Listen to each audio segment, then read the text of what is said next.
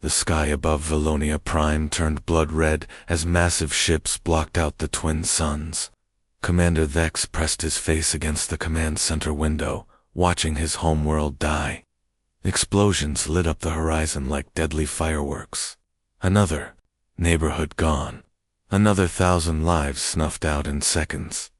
This was how it always started with the Ravagers. They would appear without warning, their dark ships moving like hungry predators across space. No negotiations, no demands, just Death. X had seen the recordings from other worlds. 17 planets in the past year alone. Beautiful worlds with billions of people, reduced to ash and silence. The Ravagers took nothing. They wanted nothing except destruction. Some species called them the galaxy's punishment for existing. His communication officer, a young Valonian named Crix, suddenly straightened at his console. His crystalline skin flickered with excitement. "Commander, I'm picking up something strange from the outer rim. Sector 77 Alpha." Vex turned away from the burning city below. "What kind of strange radio signal, sir? But not from any species we know. The patterns are completely different. Primitive, but organized." Crix's fingers danced over his controls. "They're calling themselves humans. From a place called Earth. Another species." Nex felt his heart sink. Just more victims for the Ravagers to find. But then a thought struck him. Maybe these humans had encountered the Ravagers before. Maybe they had learned how to hide, how to survive. "Can we contact them?" Vex asked. "Already working on it, sir. Their language is complex, but our computers are learning fast." Outside, another explosion shook the building. Vex could hear his people screaming in the streets below. Time was running out. The Ravagers would finish with the cities soon, then move on to the next world, and the next, until nothing remained of the Valonian Republic but empty space and memories. "Send them everything," Vex ordered. "Our star charts, our history, the Ravager attack patterns. If they're smart, they'll run. If they're desperate like us, maybe we can help each other." The message launched into space, racing toward the distant blue planet at impossible speeds. Dex had no idea if these humans would even understand it. Their technology seemed so basic compared to most galactic civilizations. But desperation made people try anything. The response came back faster than should have been possible. Much faster. Krix looked up from his console, confused. "Sir," they answered already.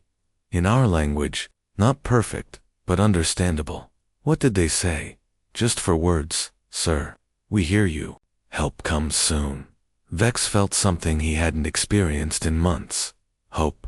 These humans, whoever they were, didn't sound afraid. They didn't ask questions about the Ravagers, or beg for escape routes. They simply said help was coming. Maybe they had survived Ravager attacks before. Maybe they knew secret places to hide until the danger passed. Or maybe they had some kind of cloaking technology that could keep both species safe. Another building collapsed outside, sending up clouds of smoke and debris. But for the first time since the Crimson ships arrived, Commander Vex smiled. Help was coming. He didn't know what form it would take, but these humans sounded confident. Soon, he would discover just how confident they really were.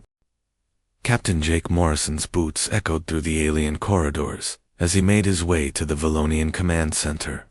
The walls were smooth and strange, made from some kind of metal that seemed to shift colors in the light. Everything felt different. Here, the gravity was lighter, the air had a sweet smell, and the doorways were built for people much shorter than humans. When Jake stepped onto the bridge, he had to duck slightly to avoid hitting his head on a low-hanging display. The Varonians working at their stations turned to stare at him. They were about 4 feet tall, with skin that looked like living crystal. When light hit them, tiny rainbows danced across their faces. Commander Vex approached, moving carefully, on his 4 legs. His translator device buzzed as he spoke. "Captain Morrison, we are grateful you came, but ... He gestured toward the viewport where Jake's ship sat docked. You came alone? Jake looked out at his vessel, the UES Phoenix. It was sleek and powerful, but definitely just one ship. He could understand the aliens' confusion. This is advance reconnaissance, he explained, pulling out a tablet computer. Standard procedure. I need to assess the threat levels, figure out enemy capabilities, check their supply lines. Vex's 4 eyes blinked and what Jake was learning meant confusion. Assessment. Yeah, gotta know what we're dealing with before the cavalry arrives. Jake moved to one of their tactical displays, studying the holographic star map floating above. The console. Red dots marked Ravager fleet positions. There were a lot of them. The human captain whistled low. That's quite a spread pattern they've got. Very organized. He tapped different areas of the map. How many ships do they usually bring to a party like this? Commander Vex's crystalline skin seemed to dim. Thousands, he whispered. Each ship can destroy an entire city in minutes. Some of the larger ones can crack a planet's crust. Jake nodded, making notes on his tablet like he was reviewing a grocery list. This casual attitude puzzled the Veronians. Shouldn't he be terrified? Every other species in the galaxy feared the Ravagers. Standard predator fleet doctrine, Jake muttered to himself. Pack hunters, overwhelming numbers, psychological warfare. He looked up at Vex. Do they have any weaknesses? Blind spots in their formation? Weaknesses? Vex repeated. Captain, no one fights the Ravagers. They are death itself. The best we can hope for is to hide until they move on. Jake tapped his communicator device. Morrison to Earth Command, priority channel. A voice crackled back immediately. Earth. Command here, Captain. What's your status? Got a good look at the situation, Admiral. We're dealing with a nomadic raider fleet, estimated strength in the thousands. Classic scorched earth tactics. No apparent interest in conquest or resources. Just destruction for its own sake. Copy that, Jake. Threat assessment. Jake glanced around at the Veronians listening to his conversation. They looked hopeful, but scared. Recommend full deployment. Threat level Alpha. These people need serious help. Understood. Battle Group 7 is already moving. ETA, 6 hours. The communication ended, and Jake put away his device. The Veronians were whispering among themselves in their musical language. Finally, Commander Vex spoke up. Captain, when you say full deployment, how many survivors do you have? How many ships escaped when the Ravagers attacked your worlds? Jake looked confused for a moment, then understanding dawned on his face. These aliens thought humans were refugees too. They assumed Earth had already been attacked and destroyed, leaving only scattered survivors. Oh, you've got it backwards, Commander, Jake said with a slight smile. Earth hasn't been attacked. We're coming to help you. The bridge fell silent, except for the quiet humming of alien computers. Commander Vex stared at the human captain, trying to process what he'd just heard. You mean, your world still exists? Very much so. And we don't like bullies. Space itself seemed to tear open at the edge of the Valonian system. Reality twisted and folded as massive shapes emerged from the darkness between stars. One by one, 12 enormous vessels materialized, their hulls gleaming under the light of distant suns. Commander Vex stared at the tactical display in complete shock. Each human ship was easily 3 times the size of the Valonian Republic's largest dreadnought. Their weapons arrays alone were bigger than most space stations. These weren't refugee vessels or desperate escape ships. These were warships built for one purpose. My ancestors, whispered Communications Officer Crix, his crystalline skin flickering with amazement. Those are the biggest ships I've ever seen. Captain Jake Morrison barely looked up from his tablet computer. He seemed more interested in reviewing supply reports than the massive fleet that had just appeared. Scouts are here, he said casually, like he was commenting on the weather. main fleets still spinning up back home. Vix's translator device made confused buzzing sounds, as if it couldn't believe what it was processing. That's your scouting force, he managed to stammer. Jake shrugged, the gesture so human and casual that it seemed almost alien to the tense Veronians. Standard protocol. Admiral Martinez likes to be thorough when we're dealing with unknowns. Before Vex could wrap his mind around what thorough meant to humans, a new voice filled the command center. It came from the largest ship in the human formation, a vessel so massive it cast shadows across nearby asteroids. Morrison, this is Admiral Martinez aboard the Thunderchild. Give me a situation report. Jake activated his communicator with practiced ease. Ma'am, we've got nomadic raiders hitting civilian targets. Classic scorched earth pattern. No interest in resources or prisoners. Just destruction for the sake of it. The locals have been dealing with this for over a year. Understood. How many hostiles are we looking at? Intelligence suggests several thousand ships, ma'am. They work in smaller groups. Hit fast, burn everything, then move on. Very organized, very efficient. There was a pause, and Vex could hear other voices in the background of the communication.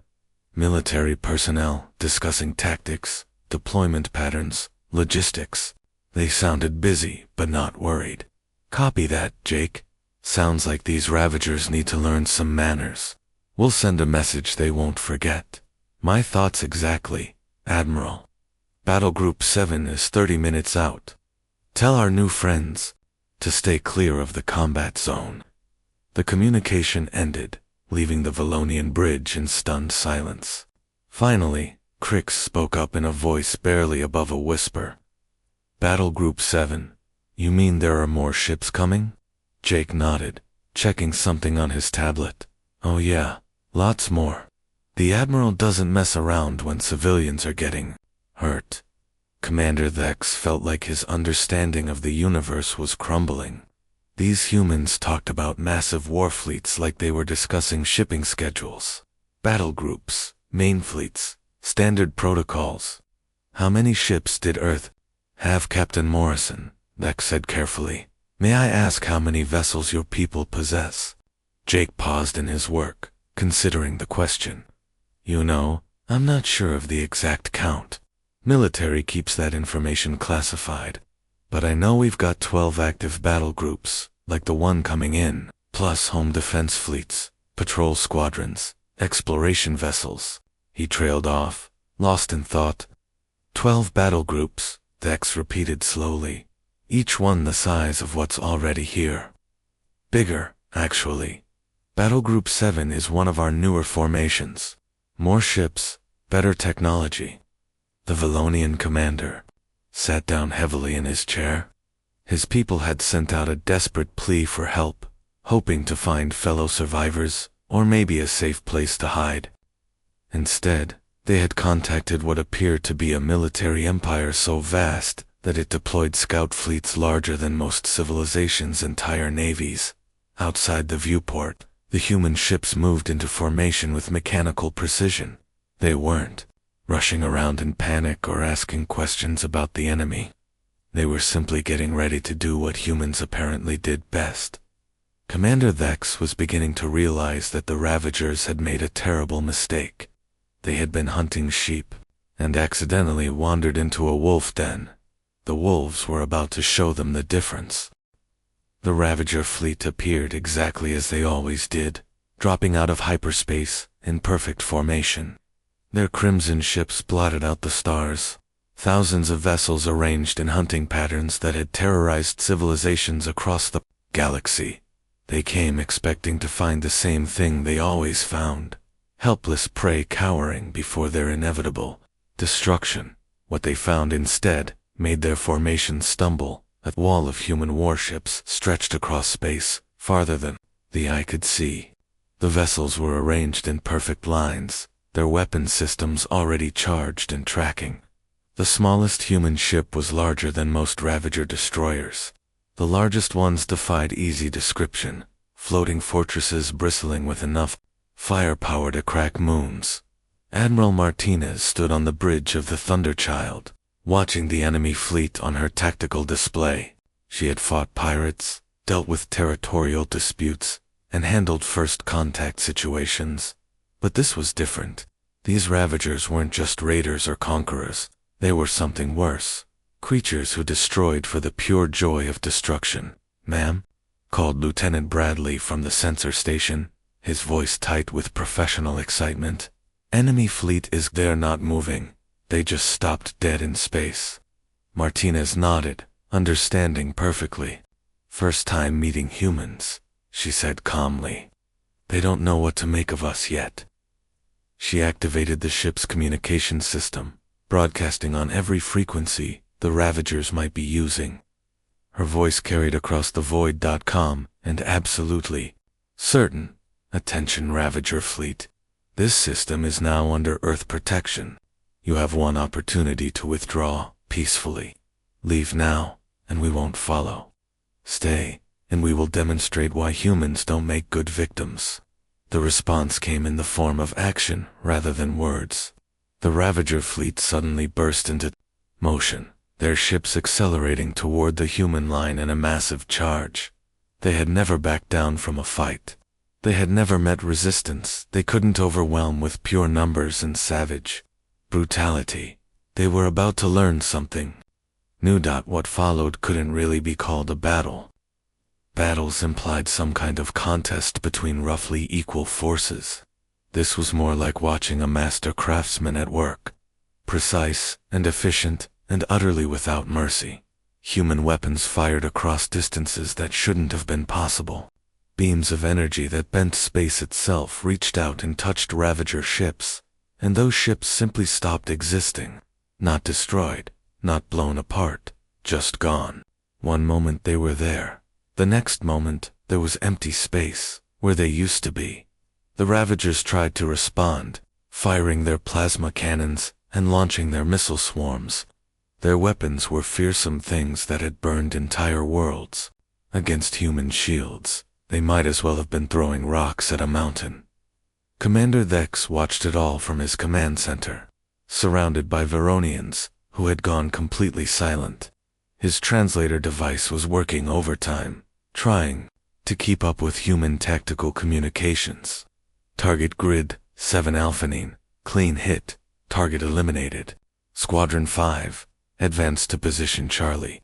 Watch your spacing. Admiral, enemy formation is breaking up. They're trying to scatter. Negative, let none escape. Full pursuit protocols. The humans weren't just fighting, they were hunting, and they were very, very good at it. Within 2 hours, it was over. The Ravager fleet that had terrorized 17 worlds was nothing but debris and memories. A few ships tried to flee to hyperspace, but human vessels were already waiting for them, having somehow predicted their escape routes. Admiral Martinez's voice came over the communication channel again, this time directed at the Valonian Command Center. "Commander Vex, this is Admiral Martinez. The immediate threat has been neutralized. My ships are beginning cleanup operations." Vex found his voice after several tries. "Admiral, we cannot express our gratitude. You saved our entire civilization. Just doing our job, Commander. Nobody gets to hurt civilians on our watch." As Vex watched human ships moving through the debris field with mechanical efficiency, he finally understood the truth. His people hadn't contacted fellow refugees or desperate survivors. They had awakened something far more dangerous than the Ravagers ever were. They had called Earth, and Earth had answered. The cleanup took 6 hours. 6 hours to completely eliminate a threat that had plagued the galaxy for over a decade. Commander Vex sat in his private quarters, staring at reports that should have been impossible. 0 human casualties. Not a single wounded soldier. Not even a damaged ship that required serious repairs. Meanwhile, the Ravager fleet had simply ceased to exist. A soft chime announced a visitor at his door. Admiral Martinez entered. Her uniform still crisp, despite commanding the largest military operation Vex had ever witnessed. She moved with the easy confidence of someone who had just completed a routine task, not someone who had just rewritten galactic history. "Commander," she said, settling into the chair across from his desk, "I wanted to give you the final numbers personally. 0 human losses, as I mentioned. Your worlds are completely secure. We've also established patrol routes to make sure nobody else gets any bright ideas about bothering your people." Dex looked up from his reports, his crystalline skin dim with exhaustion and confusion. "Admiral, I need to understand something. We called for aid because we believed you were fellow victims of the Ravagers, refugees like us, survivors looking for help." Martinez smiled, and there was genuine warmth in her expression. "That's a common mistake, actually. Most species assume that if someone's willing to help, they must be in the same desperate situation." She stood and walked to the viewport, where human warships maintained perfect formations around the Velonian worlds. Each ship was a marvel of engineering that dwarfed anything in the known galaxy. "Earth's been listening to radio traffic for about 60 years now," she continued. "We've been waiting patiently for our neighbors to introduce themselves. We knew there were dozens of civilizations out there, but we figured you'd contact us when you were ready." 60 years, Vex repeated. "You've known about us for 60 years and never made contact." "We didn't want to scare anyone. First contact is tricky business. Better to let civilizations reach out when they need something." Martinez gestured toward the ships outside. "This is Battle Group 7, by the way. One of our newer formations." Vex felt that familiar sensation of his world shifting beneath him. "One of your formations? We have 11 more just like it. Plus home defense fleets, exploration squadrons, research vessels, colony ships." Martinez paused, seeing the expression on the alien commander's face. "Earth takes family seriously, Commander. When you called for help, that made you family, and humans protect their family." The weight of her words settled over Vex like a heavy blanket. 11 more battle groups, each one bigger and better equipped than this one. Martinez turned back to face him. "The Ravagers that escaped. They'll spread the word across the galaxy. Every pirate, raider, and would-be conqueror is going to hear about what happened here today." She moved toward the door, then paused. "There are going to be 2 kinds of species in this galaxy from now on, Commander. Those under Earth's protection, and those who haven't met us yet." As the door closed behind the human admiral, Vex sat alone with the magnitude of what had just happened. His people had sent out a desperate cry for help, hoping to find fellow survivors or maybe a safe place to hide from the galaxy's monsters. Instead, they had contacted the galaxy's new apex predator, a species so powerful that they treated interstellar warfare like a routine police action. Humans who spoke of protecting entire civilizations, the way others might talk about helping a neighbor fix their roof. The irony wasn't lost on him. The Veronians had been terrified of the Ravagers' creatures who destroyed worlds for entertainment. But the humans who had just saved them were infinitely more dangerous. The difference was simple. Humans chose to be protectors instead of destroyers. Vex pulled up the communication logs from Earth, looking at that first simple message. "We hear you. Help comes soon." For words that had changed everything. The humans hadn't asked questions about reward or payment. They hadn't demanded treaties or territorial concessions. They had simply heard someone calling for help and responded with overwhelming force. Outside his window, human ships continued their patrol patterns. Silent guardians, watching over worlds they had never seen before today. The age of cowering and fear was over. The age of human protection had begun, and somewhere in the dark spaces between stars, the few Ravagers who had escaped were spreading a new kind of fear. Not the fear of being destroyed, but the fear of making humanity angry. The galaxy would never be the same.